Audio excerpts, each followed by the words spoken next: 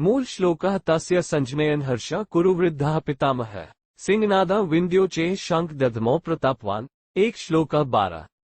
One श्लोकः 12। व्याख्या तस्य संजनयन् हर्षम। यद्यपि दुर्योधन के हृदय में हर्ष होना शंखध्वनि का कार्य है और शंखध्वनि कारण है, इसलिए यहाँ शंखध्वनि का वर्णन पहले और हर्ष होने का वर्णन पीछे होना चाहिए, अर्थात यहाँ शंख बजाते हुए दुर्योधन को हर्षित किया ऐसा कहा जाना चाहिए।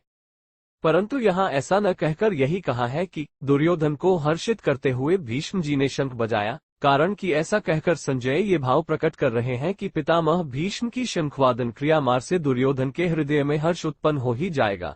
भीष्म जी के इस प्रभाव को द्योतन करने के लिए ही संजय आगे प्रतापवान विशेषण देते हैं।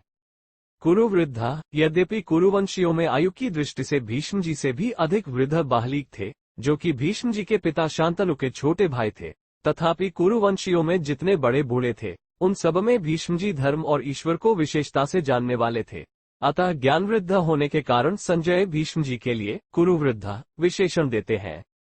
प्रतापवान। भीष्म जी के त्याग का बड़ा प्रभाव था।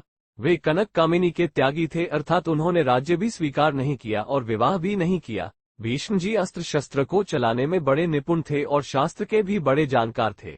उनके इन दोनों गुणों का भी लोगों पर बड़ा प्रभाव था।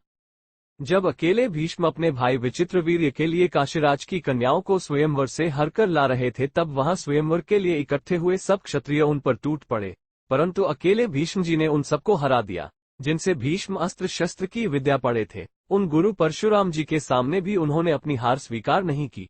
इस प्रकार शस्त्र के विषय में उनका क्षत्रियों पर बड़ा प्रभाव था। जब भीष्म शरशैया पर सोए थे, तब भगवान श्री कृष्ण ने धर्मराज से कहा कि आपको धर्म के विषय में कोई शंका हो तो भीष्म जी से पूछ ले, क्योंकि शास्त्र ज्ञान का सूर्य अस्ताचल को जा रहा है, अर्थात भीष्म जी इस लोक से जा रहे हैं। इस प्रकार शास्त्र के विषय में उनका दूसरों पर बड़ा प्रभाव था। पितामह। इस पद का आशय यह मालूम देता है कि दुर्योधन के द्वारा चालाकी से कही गई बातों का द्रोणाचार्य ने कोई उत्तर नहीं दिया। उन्होंने यही समझा कि दुर्योधन चालाकी से मेरे को ठगना चाहता है, इसलिए वे चुप ही रहे। परंतु पितामह दादा होने के नाते भीष्म जी को दुर्योधन की चालाकी में उसका बचपना दिखता है। अतः पितामह भीष्म द्रोणाचार्य के समान चुप न रहकर वात्सल्य भाव के कारण दुर्योधन को हर्षित करते हुए शंख बजाते हैं।